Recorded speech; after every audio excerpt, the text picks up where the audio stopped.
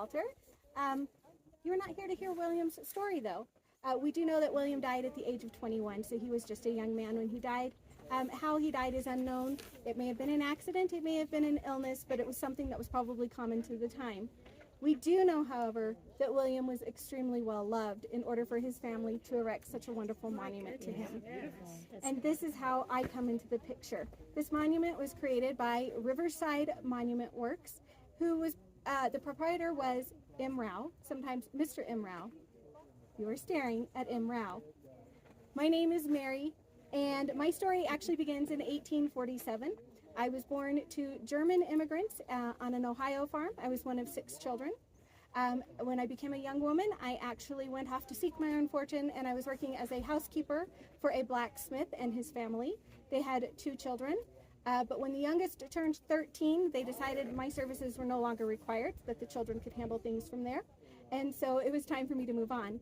So in 1870, I came west, and by 1871, I had met my first husband in the city of Denver. He was a German immigrant. His name was Gottlieb Hermann Bach. He was a saloon keeper, a baker, and a part-time miner.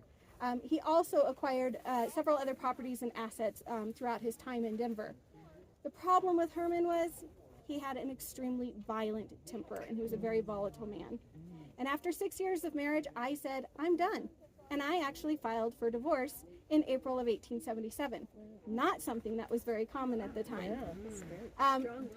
That May, he was hospitalized, and while he was in the hospital, his temper got away with him again, and he actually broke the thigh bone of another patient. Oh, jeez.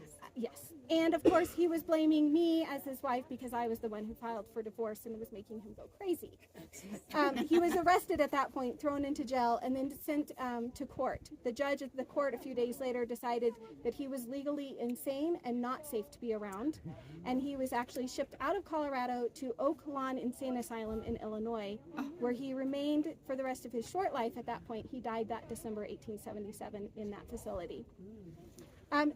The sheriff at the time, though, was wonderful to me. He actually made sure that I acquired all of Herman's assets and properties. So it actually made me quite a wealthy woman at the time. But of course, I was still young, still looking for love. And at the time that this was all going on, there was another gentleman in town. His name was Adolf Rauh. Adolf had immigrated from Bavaria to America in 1854, first settling in New York before coming to Denver by 1870. At that time, he, along with another partner, established the first sort of marble works business that they had together. They were doing a lot of marble and masonry, but more for buildings in Denver rather than the cemeteries, although that was some of their work as well. That partnership lasted for about 2 years before it dissolved, and he formed another partnership that was going to last a whole 6 months at that point.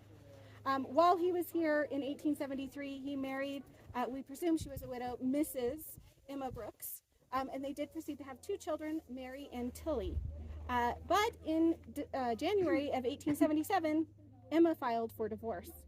At the time, men always got custody of the children, so he took over the care of Mary and Tilly, and Emma left. So by then, he was looking for a new wife. He was also looking for a financial backer because his businesses were just not hanging in there. In 1879, there's records of him having to have filed bankruptcy. So he married me. And in that, he got a mother for his 2 daughters, but he also got a business partner. And my assets helped him to restart his business once again, which became Pioneer Marble Works, and it became very successful. And a large part of that success was due to me. I was very business savvy. So when it came to negotiating contracts, that was generally done by me.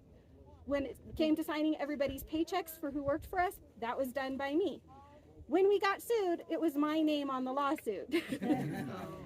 But it worked out very well, and he eventually was able to name that third go Pioneer Marble Works. And then we started to get noticed and were touted about in the newspapers.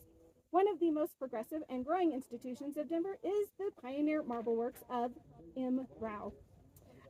The specialty of this house is to execute work in marble according to the latest and finest designs in monuments, mantels, statuary, and figures.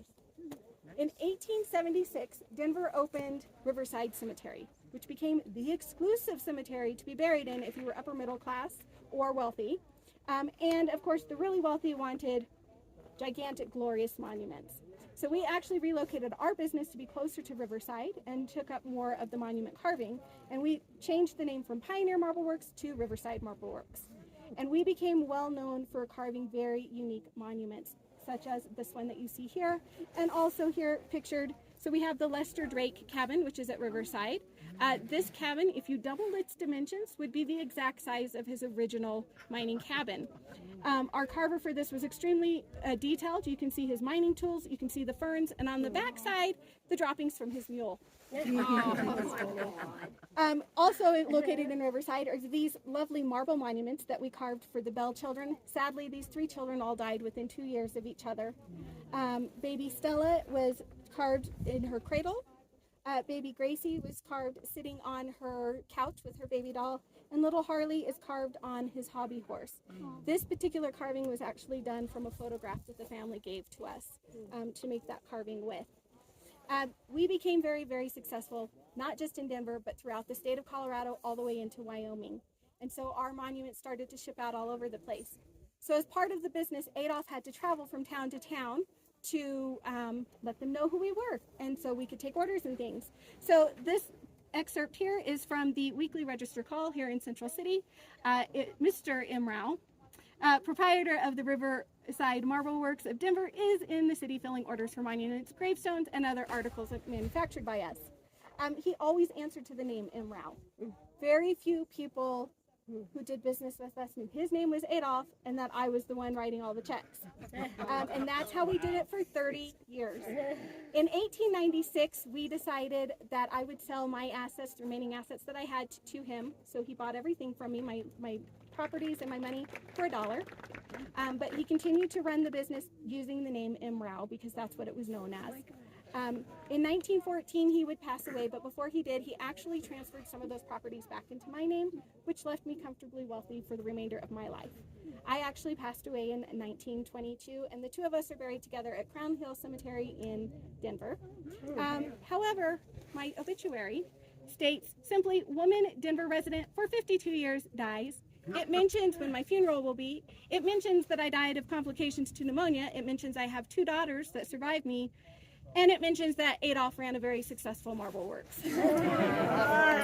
And my name is not mentioned at all. And it wasn't until many, many years later that it came out that I was the one who actually was the head of the company.